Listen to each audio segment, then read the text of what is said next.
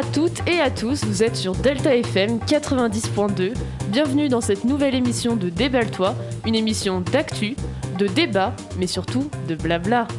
Aujourd'hui, nous commençons cette longue semaine de l'information qui promet être chargée. Et pour ouvrir cette fameuse semaine, quelle bonne idée de commencer avec une émission de Déballe-toi sur l'information. Et pour parler de ce thème assez vague, nous accueillons avec nous Julie Moren, professeure documentaliste. Bonjour Julie. Bonjour. Naël Gourgeot, bonjour. Bonjour. Et Rémi, bonjour. Bonjour. Très bien, bienvenue à tous pour entamer cette semaine de l'information. Naël, est-ce que tu peux nous dire un peu en quoi cette semaine consiste, parce que tu participes du coup au concours demain, non ? Alors oui, demain je participe au concours Faites la Une, qui consiste tout simplement à faire une de jeu papier ou bien radiophonique. C'est quelque chose qui se déroule dans toute la France et pour le moment on va participer au concours académique.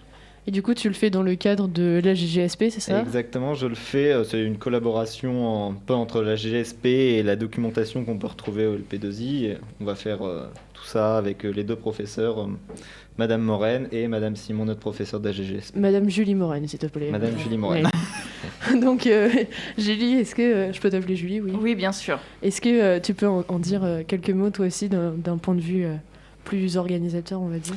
Oui, tout à fait. Alors, cette semaine de la presse et des médias à l'école, on travaille en partenariat avec le Clémy, donc, qui est un organisme qui est chargé de coordonner tous les concours et notamment toutes les formations autour de la presse et de l'écriture journalistique. L'idée, ça a été de faire participer ces classes au moment de ce temps fort.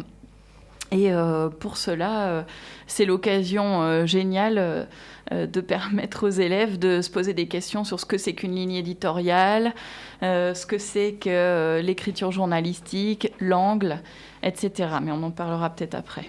Oui, sûrement. Et du coup, Rémi, tu participes aussi à ce concours ? Non, pas du tout. Très bien. Tu fais à GGSP ? Non. Ok, bon, ça explique cela. Du coup, on va commencer par la première question, je pense, qui est la plus basique. Mais quel type de médias utilisez-vous ? Et pour quelle information ? Quel type d'information ? Parce que, ah oui, faut peut-être qu'on introduise ça aussi, Romain. C'est à la base, on va vous raconter une petite anecdote. À la base, cette idée, c'était venu du fait qu'on était en désaccord avec donc, notre prof d'AGGSP sur ce qui était de l'information. Sur sa définition Sur sa définition propre de l'info, que tu peux peut-être donner, Romain ?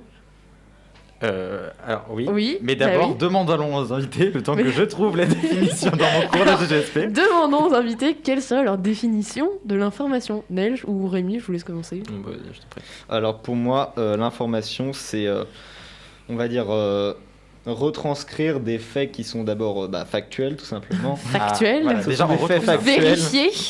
Ce sont des faits justes et vérifiés. Et pour moi, l'information, actuellement peut-être retransmise par tout le monde, mais il y a de véritables producteurs de l'information qui sont les journalistes, les journaux, et tout simplement, ce sont des gens qui éditent des articles, mais c'est leur métier et ils savent comment faire. Tout le monde ne peut pas en faire son métier. Oui, d'accord. Rémi ? Alors, pour l'information des faits actuels, je rejoins Naël, mais il y a aussi l'information qui peut être aussi transmise par les cours. Enfin, l'information plus côté savoir. Ouais, connaissance. Oui, voilà. Okay. Julien, on te laisse terminer. Alors, l'information, elle a une définition en documentation, et notamment dans le journalisme. En fait, il y a 3 définitions à l'information. Ce qu'on appelle l'information data, c'est-à-dire toutes les données qui vont être générées par les 0 et les 1 de l'informatique, par exemple. Ça, c'est du data, les pourcentages, etc. Ce qu'on appelle l'information news, effectivement, tout ce qui concerne l'actualité. Et la 3e définition, c'est l'information connaissance, donc tout à fait. L'information, c'est le fait d'avoir des données brutes ou factuelles qui vont passer par un média et que l'on va ensuite s'approprier ou non, en fait. Donc l'information, c'est le fait de s'approprier aussi un contenu. Du coup, est-ce que tu classes dans cette catégorie, là, la dernière catégorie, est-ce que tu classes, par exemple, tout ce qui est information qui peut toucher à des anecdotes de vie privée, ou on voit, par exemple, les journaux People qui font beaucoup sur ça. Est-ce que ça se range plutôt dans cette catégorie-là, ou plutôt dans la catégorie news, pour le coup, où c'est vraiment des infos d'actualité, entre guillemets. Oui, alors on va même plutôt parler dans tout ce qui est anecdote ou échange informel, on va parler d'informel finalement, pas tellement d'information. Très bien. D'accord, ok. Parce que du coup, j'ai retrouvé la définition et du coup, Merci donc, Romain. de ce qu'on nous avait donné, une information, c'est désigner des faits qui étaient portés à la connaissance d'un public et qui devaient, donc pour être considérés comme tels, répondre à 3 critères: avoir un intérêt pour le public, être factuel et pouvoir être vérifié et vérifiable. En fait, ce qui est essentiel dans cette définition, c'est la notion de destinataire. Oui. C'est qu'elle Oui. s'est adressée à quelque chose ou quelqu'un. Et du coup, pour rebondir là-dessus, d'ailleurs Romain, je vois que tu as bien appris des cours de la GGSP, ça fait plaisir. Et juste, est-ce que du coup, vous, quel type d'informations vous consommez? Ou vous documentez plus, je sais pas, du scientifique, du actualité pure ou est-ce Alors, qu'il y a des domaines Dans mon cas, moi, ce serait vraiment actualité pure. C'est tous les jours ce qui se passe, que ce soit national, international. J'aime bien être un peu au courant sur tout. Et via quel média? Alors, les réseaux sociaux, beaucoup des chaînes d'actualité sur les réseaux sociaux et beaucoup de médias en ligne aussi, Le Monde, un peu tous.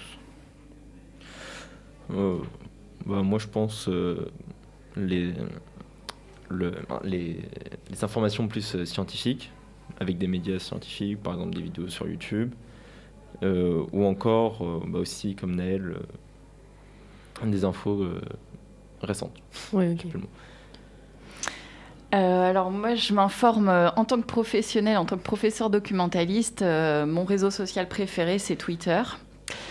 C'est un outil de veille assez génial en éducation et aussi pour tout ce qui concerne la presse. Donc le gros intérêt, c'est qu'on a via un seul canal tout un tas d'informations. La difficulté, c'est que tout est sur le même plan. Donc il faut savoir sélectionner ses sources, etc. Et à titre personnel, je suis assez fan de la radio. Donc j'écoute des podcasts, notamment des podcasts longs. Moi j'aime beaucoup les docus, notamment la série LSD sur France Culture, que je vous recommande. En cette semaine aussi qu'ici on consacre à l'égalité filles-garçons, et ils ont fait des séries sur le corps des femmes qui est très bien montée et qui en plus permet d'avoir un panel d'experts et d'expertes et aussi de témoignages. Donc c'est ceux-là qui s'intercalent et j'adore. Eh ben, on ira écouter ça alors. Oui, très bien. Romain, je Et te laisse, continuez, très bien. Et du coup, en fait, on se demandait, nous, pour vous, c'était quoi le meilleur média pour s'informer? C'est-à-dire qu'on voit énormément de médias, on voit les réseaux sociaux, mais on nous demande souvent de croiser des sources. Est-ce qu'il y a différents médias qui peuvent se répondre ou, en tout cas, que vous avez pu voir dans votre vie informative? C'est une question un peu comme un conseil que je pourrais vous donner ou... Oui, ça comme peut être peu un importe. conseil, oui. Ça peut être un vécu aussi. Un hein, vécu. Il peut y avoir. Alors, pour moi, il n'y a pas de meilleur média. C'est plutôt la manière dont on se positionne et comment on se pose des questions. C'est-à-dire que toute information qui est donnée dans un contexte. Personne ne s'exprime par hasard à la radio, dans les journaux, etc. Il y a toujours un angle, un point de vue, il n'y a pas d'information neutre. Donc c'est plutôt la manière dont nous, on va percevoir ça et situer l'information. Savoir si la personne s'exprime bien en tant qu'experte ou au contraire en tant qu'amatrice. Et dans ce cas-là, restituer finalement le caractère factuel de cette information. C'est plutôt ça. Alors... pour s'informer en termes de news, moi je recommande la presse généraliste dans un premier temps. Donc tu as cité Le Monde, effectivement, c'est une entrée pour avoir une vue d'ensemble en fait. Après, y a beaucoup de chaînes YouTube qui fleurissent et je sais que c'est aussi un outil que vous utilisez. Une fois qu'on a déterminé qui s'exprime et en qualité de quoi, eh bien, moi, par exemple, il y a une chaîne YouTube que j'adore qui s'appelle Crétin de cerveau, et qui parle des biais cognitifs. Et je trouve cette personne absolument qualifiée pour expliquer comment on peut percevoir la réalité ou non. On citera Yvan Monca et ses cours de maths aussi. Exactement. Tout à Qui fait. nous ont souvent aidés. Qui nous ont, oui, parfois. Vous avez un média préféré, Naël et Rémi? Pas spécialement. Non, Vous variez? j'en favorise aucun. Alors, pour varier, oui, ça m'arrive d'écouter la radio. La presse papier, quand je peux, je la lis. La presse numérique et les réseaux sociaux, comme je l'ai dit tout à l'heure.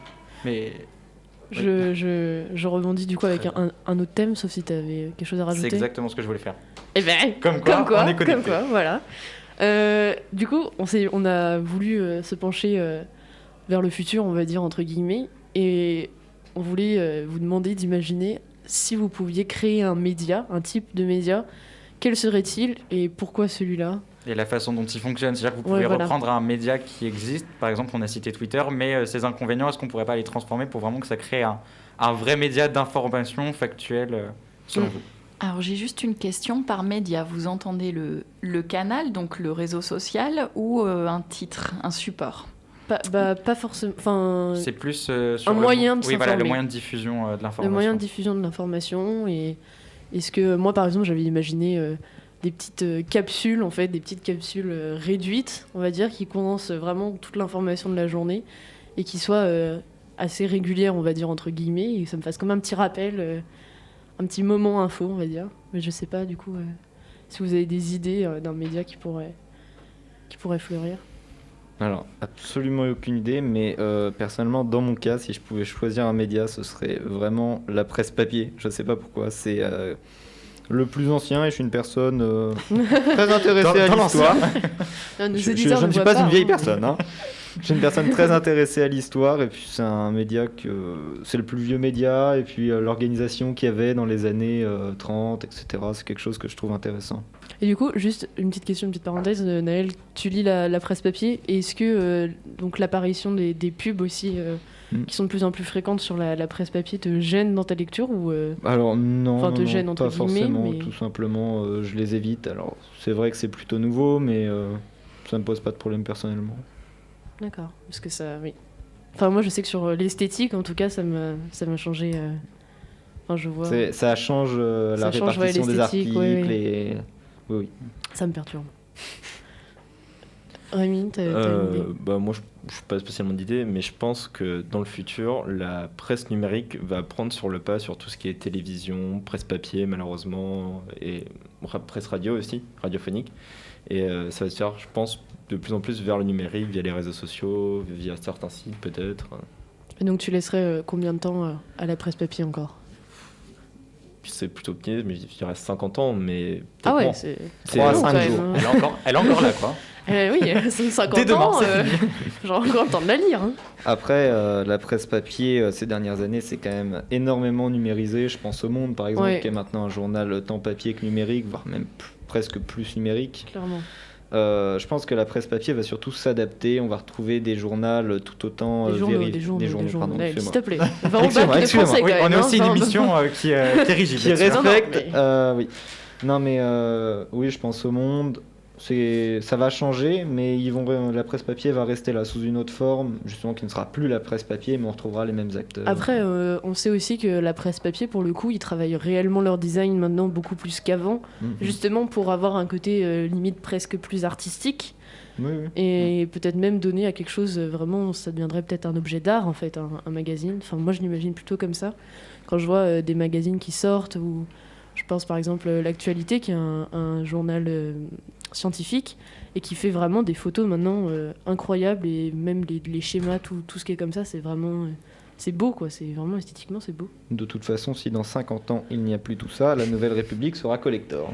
Moi, je les garde tous alors, hein. Le quotidien, tout ça, je garderai dans mes toilettes. C'est vrai ce que vous dites hein, sur la presse papier. Le papier permet... Enfin, il y a un travail sur l'objet, effectivement. Et puis, il y a aussi cette notion de traitement de l'information de manière plus fondamentale. C'est-à-dire, on va travailler l'investigation, l'enquête, le dossier. Totalement. Donc ça, c'est effectivement un modèle économique qui évolue depuis une quinzaine d'années, hein, avec l'apparition des pure players, ce qu'on appelle les pure players, les journaux uniquement en ligne, comme tu disais. Et le modèle hybride avec Le Monde, etc., va travailler des éditions numériques tout à fait originales. Et d'ailleurs, Le Monde est présent sur Snapchat et est présent sur TikTok. Sur Instagram. Donc finalement, la tendance, elle n'est pas tant de faire disparaître un support plutôt que l'autre, mais de spécifier plutôt les supports. Et le papier, je pense, a de beaux jours devant lui dans cette optique-là, parce qu'on voit bien que le livre n'a pas disparu pour autant non plus. Oui. Et on est vraiment sur une dimension, ce qu'on va appeler, en tout cas chez les universitaires, le livre augmenté. En fait, le livre augmenté, c'est vraiment maintenant on s'informe par les réseaux sociaux, par le numérique. Et dès qu'on va vouloir approfondir un sujet, on va s'intéresser aux livres documentaires, à des magazines qui sont mensuels. Et dès qu'on a envie de se constituer un savoir d'expert, finalement, on va aller vers ce type de presse. D'accord. Et du coup, tu parles de l'investigation, qui a un grand rôle du coup dans l'information. Et on sait que d'ailleurs, il y a des journalistes qui sont spécialisés juste dans l'investigation, mais pas du tout dans la rédaction. C'est d'ailleurs un métier à risque, on peut le souligner. Et... Non, mais c'est vrai, moi ça me touche, d'accord, Romain. Ouais, Je veux en faire mon métier, donc voilà. Mais oui. Et du coup, on voulait vous demander quel est le rôle du journaliste en soi. Est-ce que c'est de chercher de l'information? Est-ce que c'est d'imaginer là où il pourrait y avoir de l'information? Ou est-ce que c'est juste suivre l'information et c'est juste une compétition à l'information? Parce qu'on sait qu'il y a beaucoup de journalistes qui courent après l'information en ce moment parce qu'il faut être les premiers à le sortir, mais il ne faut pas faire comme les autres. Et ça devient... Voilà, c'est une vraie question que... Alors, c'est vrai que ces dernières années, on est beaucoup plus dans une course à l'information, notamment parce que l'information est devenue beaucoup plus rapide. Maintenant, on a l'information, on fait un article et on le publie sur un blog en ligne ou que ce soit. Pour moi, au tout début, le métier de journaliste, c'était d'abord un métier d'explorateur, un métier de chercheur. En fait, il cherchait l'information, il la vérifiait et surtout, il allait toujours plus loin parce qu'il avait le temps, en fait. C'est quelque chose qu'on a beaucoup perdu ces dernières années, ce temps, parce que quand on avait une exclusivité avant, on était presque sûr d'avoir l'exclusivité. Maintenant, une exclusivité n'en est plus vraiment une. Du coup, je pense que c'est quelque chose qui a beaucoup évolué ces dernières années. D'accord. Je suis plutôt d'accord avec ce qu'a dit Naël. Alors moi, j'entends plusieurs choses dans votre question, dans ta question, Eléa. C'est la question de la déontologie du journaliste. Hein. Donc, quand on est journaliste, on s'attache à certaines pratiques du métier. Donc ça fait partie... Hélène Bagné, vous en parlerez très bien. Hein. Quand on devient journaliste, on applique cette déontologie. Et puis, il y a la question des lanceurs d'alerte aussi, lanceuses d'alerte. Alors, c'est surtout des lanceurs connus, mais... où là, je pense que c'est à ça que tu faisais référence sur la question du risque. Oui. Effectivement, puisque là, on est à la limite de la légalité sur certains plans. Et pourtant, là, on se positionne vraiment en tant que citoyen. Donc, c'est deux métiers différents quand même.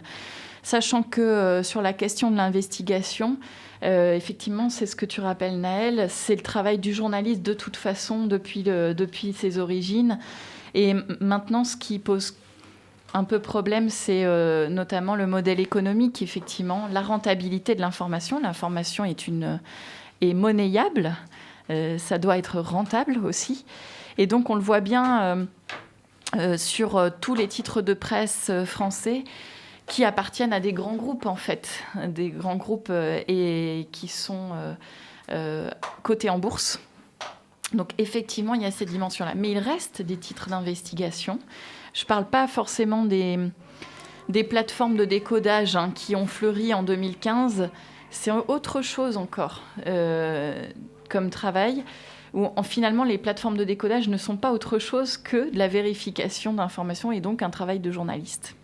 Bien sûr, mais du coup, donc, on parlait de cette information qui est un peu monnayable et ça nous amène à un autre sujet, nous, auquel on voulait s'intéresser, c'est la notion de fake news. On le retrouve de plus en plus dans beaucoup de journaux. On a l'apparition des journaux, des JT en continu, où vraiment on a quelque chose qui arrive tout le temps, de l'info en flux, même on pouvait parler de l'info-obésité. Et du coup, donc c'est nous ce qu'on voulait se demander, quel rapport vous avez avec cette fake news? On savait déjà qu'on a eu des fake news d'un président américain. Donc vous, c'est quoi ce rapport-là avec les fake news? Surtout que vous avez abordé Twitter tout à l'heure. Oui. On peut citer aussi les putaclics, comme on appelle ça, les gros titres pour peu d'infos au final. Est-ce que déjà vous y êtes confronté régulièrement à ce genre de phénomène, on va dire entre guillemets, ou est-ce que vous avez vraiment réussi à trier dans vos recherches d'informations des petites astuces, quoi. Des petites astuces, et donnez-les à nos auditeurs si vous en avez des... Tu veux y aller, Naïm ? Allez-y. Non, je pense juste par rapport à la fake news. En fait, il y a un article très intéressant de The Conversation qui est paru pendant le confinement et qui s'interrogeait sur notre consommation des fake news, justement. Ça a beaucoup évolué. En 2015, explosion de fake news avec les attentats. On relaie l'information comme étant vraie. C'est plus le cas maintenant. C'est-à-dire que les fake news sont relayées non plus pour les conforter, mais très souvent pour les dénoncer. Et en fait, de la même manière qu'on va discuter entre amis pour dire hey, « t'as vu en mode gossip, on va dire », eh bien, en fait, on va dénoncer cela, sauf que ça se fait sur les réseaux sociaux. Donc, les personnes sont alertées sur le fait qu'il y a des fake news et cherchent de plus en plus à vérifier l'information, donc par tout un tas de moyens, donc on va voir pour les conseils après. Mais le truc, c'est que ça fait quand même, avec la question des algorithmes, ça fait quand même émerger un paysage informationnel qui est en quelque sorte pollué par les fake news. Et donc, la démarche citoyenne qu'on pourrait avoir, ce serait celle de ne pas en faire cas et au contraire de valoriser et de publier l'information vérifiée systématiquement de façon à proposer un web sain. Oui, parce qu'il y a beaucoup aussi de personnes qui sont désinformées. Enfin, moi, je sais que je connais des personnes qui vraiment sont... Enfin, ils entendent quelque chose qui paraît un peu choc et tout de suite, c'est même pas ils vérifient l'info et c'est, ouais, comme ça dit tout à l'heure, gossip, voilà, ça part de là souvent. Et je pense que c'est plus en campagne qu'en ville. Je sais pas si vous pensez ça, mais moi, j'ai remarqué, vivant dans les deux facettes, les deux facettes de cette France, ouais, je trouve qu'en campagne, on est plus facilement désinformé. Oui, tu as sûrement raison, mais c'est peut-être aussi lié à l'âge de la population qui donc va moins vérifier les informations en fonction de ce qu'elles entendent. C'est vrai. Mais Naël rebondit très bien sur nos thèmes, Romain. Est-ce que tu as remarqué ? Mais oui, j'ai remarqué. Mais du coup, écoutez, invitez-moi. Est-ce qu'on fait, Romain, oui, est-ce qu'on ferait pas un autre thème ? Est-ce qu'on fait le thème et on revient sur l'autre ? Très bien. Alors oui, donc du coup, on rebondit. En fait, vous parlez, donc, depuis tout à l'heure, on parle beaucoup de la nouvelle génération sur les réseaux sociaux. On parle de la nouvelle génération qui s'instruit au-delà de l'information. Nous, par exemple, on commence à avoir des cours d'information pour savoir comment s'informer. Donc l'éducation même, elle, s'y met. Oui, et puis même au collège aussi. Oui, voilà, donc on a vraiment des cours. Mais est-ce que vous pensez que la nouvelle génération arrive à s'adapter à ce flux ? Parce qu'on est né dans l'information et on y est en continu. Est-ce que vous pensez qu'elle arrive à s'adapter et donc à bien utiliser l'information ? Oui. Merci, il faut Naël. développer. Je fais HGSP, donc je le sais. Ce serait un peu trop simple. Donc, en fait, pour moi, et de ce que j'ai pu voir du coup en cours, la nouvelle génération, elle s'est adaptée non pas à l'information comme c'était il y a 20 ans, justement, avant cette nouvelle génération. La nouvelle génération, elle s'est adaptée, elle a développé sa propre façon de s'informer. C'est circuler sur les réseaux sociaux, circuler sur Internet, voir une actualité, s'y intéresser, si ça nous intéresse vraiment, continuer de chercher pour bien vérifier que c'est une actualité factuelle, donc, et vérifiée et vérifiable. Et c'est cette recherche qu'on va faire derrière afin d'en apprendre plus sur ce qui peut être dit dans 2 lignes d'un tweet, dans 5 lignes d'un post Instagram. C'est ce qui va être développé derrière afin de s'informer davantage, qui va marquer la façon de s'informer des nouvelles générations. Moi, je dirais plutôt au contraire que non, parce qu'on peut le voir encore, il y a beaucoup d'arnaques, beaucoup de fake news, et on voit aussi que du coup, les fake news circulent de plus en plus vite.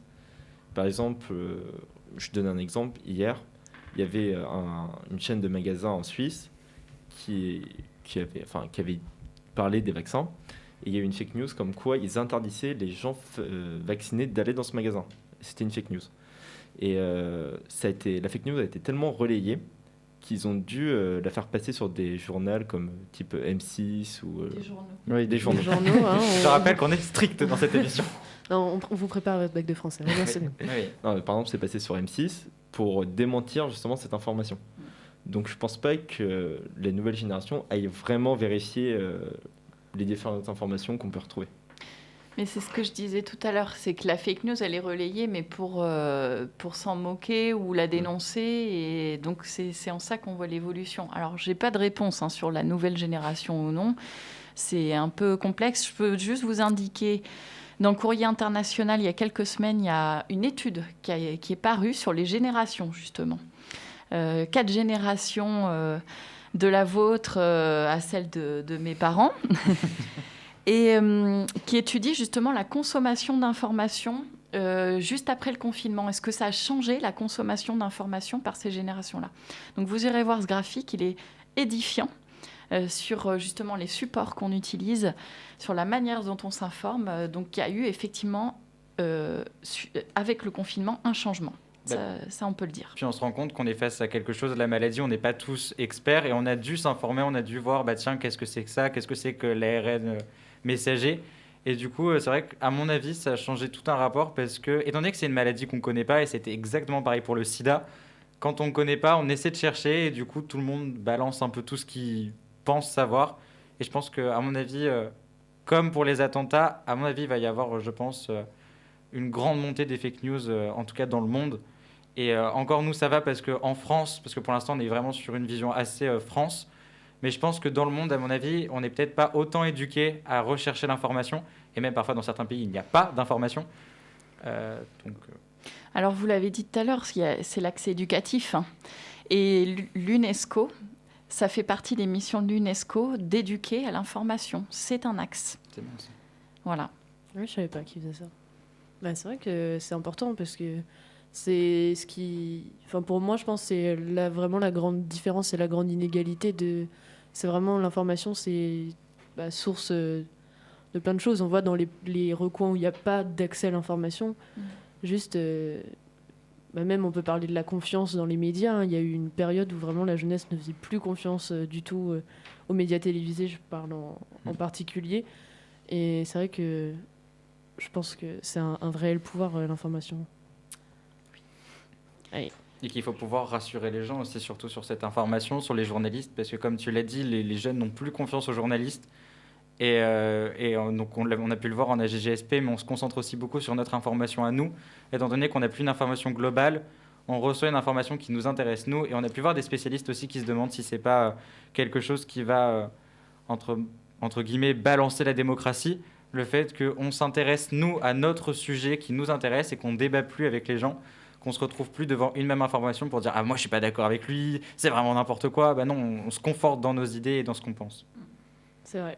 Ça rejoint la question politique, mais là, on divague, Romain. Exactement. Et vu qu'on divague, est-ce qu'on finirait pas? Est-ce que vous avez un dernier mot pour... Oui, est-ce que vous avez un dernier mot, un dernier petit conseil sur l'information? Une dernière astuce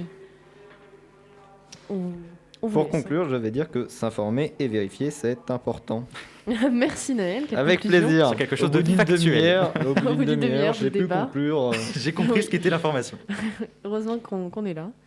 Un petit conseil, la vidéo avec Étienne Klein, philosophe et scientifique sur Brut, une interview sur l'ultra-crépidarianisme. Ah, mot compliqué. Je vous la conseille. Très bien, on ira la voir alors. Oui. Rémi, un petit mot? Non, pas spécialement. Pas spécialement, rien. T'as retenu quelque chose de...